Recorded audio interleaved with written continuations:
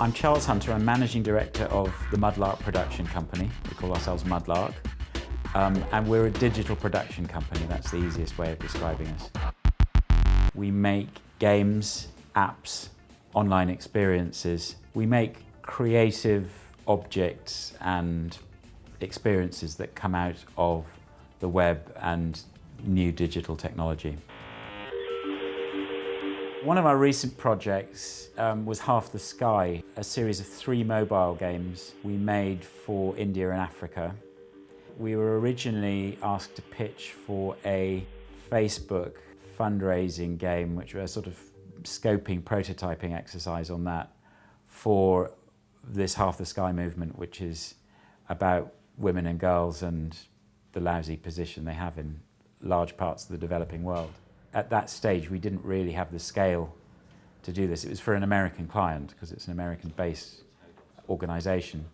But they came back to us and they said, we're not going with you for that, we're going with a big American game company, but we'd got this idea for these mobile games and we really liked your pitch. It was completely different from anyone else's. Would you do this with us? And we looked at it and we said, okay, yep, that sounds interesting. So we ended up spending maybe 6 months going out to Africa and India. How many of you play some games on a phone? Going around the shanty towns, visiting with NGOs, learning about problems and solutions, and also learning about media use. And one of the most interesting things was mobile phones are the kind of media of choice in those sorts of communities, and they're feature mobile phones, i.e. pre-smartphone phones.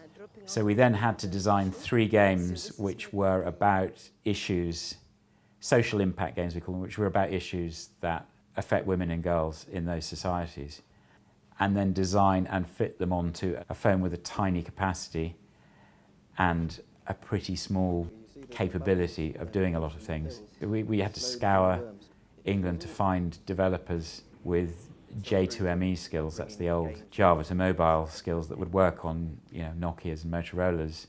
And of course, people who had these skills were all doing iPhone and Android things. But we found one. Then we had to bat between the client, who was American, their client, who was the American Aid Foundation, and various not-for-profit organisations, principally in India, who were advising on what was good and what was bad in the social impact game. We did all the design stuff, then we had to create all the content of little games that worked as games, but also gave out lots and lots of information in a game-like way.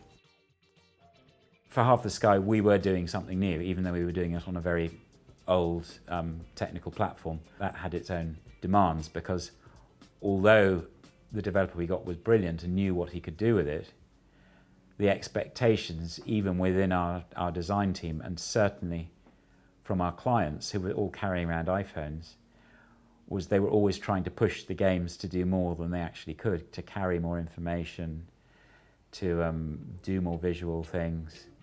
And we spent a lot of our time compressing graphics. It's interesting, when you do innovative stuff, a lot of it is actually making code and other technical aspects of the project work.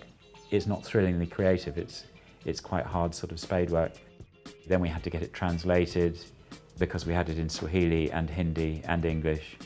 We did it in Indian artwork to start with, then we had to get it done as African artwork.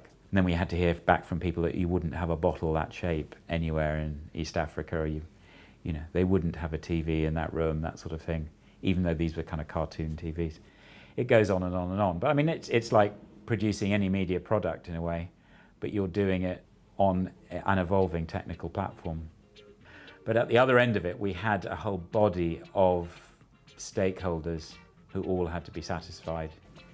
And we probably made the mistake of showing a bit too much too soon. And that's another eternal dilemma, really, is do you share early versions with your clients and they worry about it and suggest changes because they can't see as well as you can where it's going, and they try to push you in a direction that actually is not a good one to go in? Or do you wait a bit longer and then actually, if you'd shown it to them earlier, that they could have pointed out something within the remit of their product that's actually wrong, and you could change it.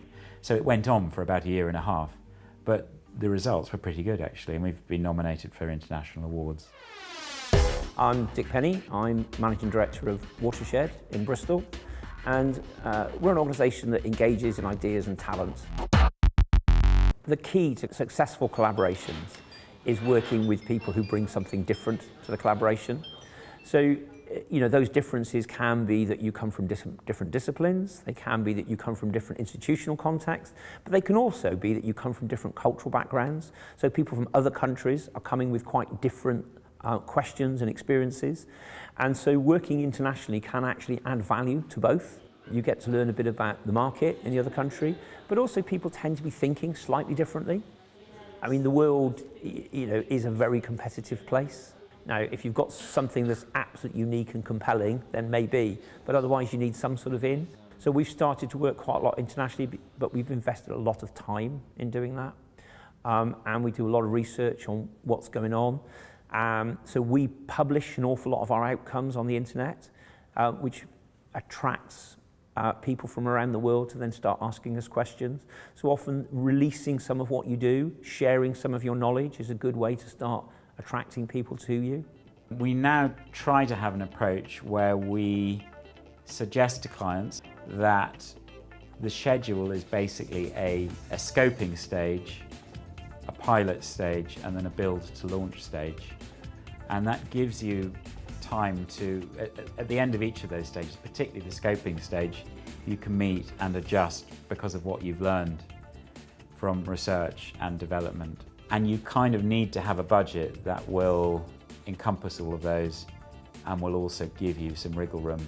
I like to say to a client, look, we've got some contingency, but what we'd really like to know, particularly on the sort of smaller to medium-sized projects, is why don't you guarantee to us that you've got a contingency pot that you leave on your side of the fence. We're asking you to give that to us, and then we can agree that in certain circumstances you can release those resources if needed for more developer time, more design time, more build time.